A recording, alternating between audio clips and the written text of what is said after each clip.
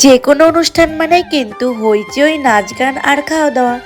আর যদি হয় দেওরের রিসেপশন, তাহলে তো আর কোনো কথাই নেই। নমস্কার সবাইকে, আমি পূজা চলে এসেছি নতুন একটা ভিডিও নিয়ে। দেওরের রিসেপশনে গিয়ে কি করলাম সেটাই আজ তোমাদের সাথে শেয়ার করব। এই দেখো, আমরা কিন্তু এখন মাদারীপুর থেকে নারায়ণগঞ্জের উদ্দেশ্যে রওনা দিচ্ছি। আর এখানে কিন্তু আমরা ফুল ফ্যামিলি আছি।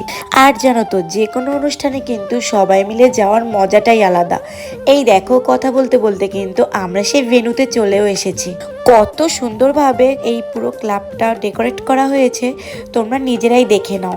আর এই যে আমরা কিন্তু একটু বেশ আগেই চলে এসেছি, যার কারণে এখন ক্লাবটা অনেকটাই ফাঁকা আছে।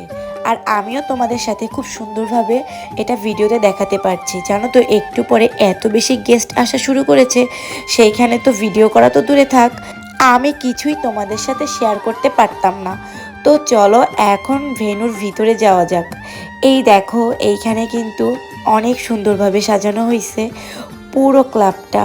এই যে এইখানে কিন্তু ব্রাইড আর গ্রুমের বসার জায়গাটা বানানো হয়েছে, এটাও কিন্তু অনেক সুন্দর অ্যান্ড ইউনিক ছিল। আর এই যে সম্পূর্ণ ডেকোরেশনটা কিন্তু একেবারে তাক লাগানো।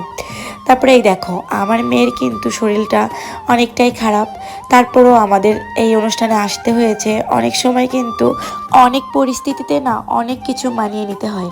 আর এই দেখো, আমারও কিন্তু গলাটা বসে গেছে, যার কারণে আমার ভয়েস দিতেও অনেক বেশি অসুবিধা হচ্ছে। তোমরা প্লিজ একটু মানিয়ে নিও।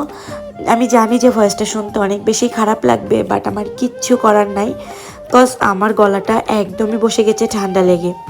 তো এই দেখো, এখানে কিন্তু সবাই বসে আছে, আমাদের সবাই এখানে ছবি তুলতেছে। আর এখানে কিন্তু কনসার্টেরও ব্যবস্থা করা হয়েছিল, এখানে কনসার্ট হচ্ছে। তো সব মিলিয়ে কিন্তু অনুষ্ঠানটা ছিল একেবারেই জাঁকজমক আর খুবই সুন্দর। আর এই দিকে দেখো, এইখানে আমরা পরিবারের সবাই মিলে চলে এসেছি আমাদের মিষ্টি ব্রাইডের সাথে ছবি তোলার জন্য। তো এই যে ছবি টবি তুলে তারপরে তো আমরা চলে আসলাম এই পাশে।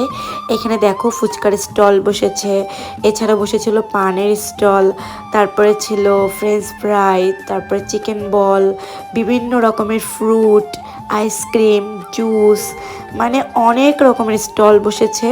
সব কিছু মিলে কিন্তু আয়োজনের কোনো রকম ত্রুটি ছিল না। আর এদিকে দেখো, আমিও একটুখানি ফ্রেঞ্চ ফ্রাই আর চিকেন বল নিয়ে নিলাম।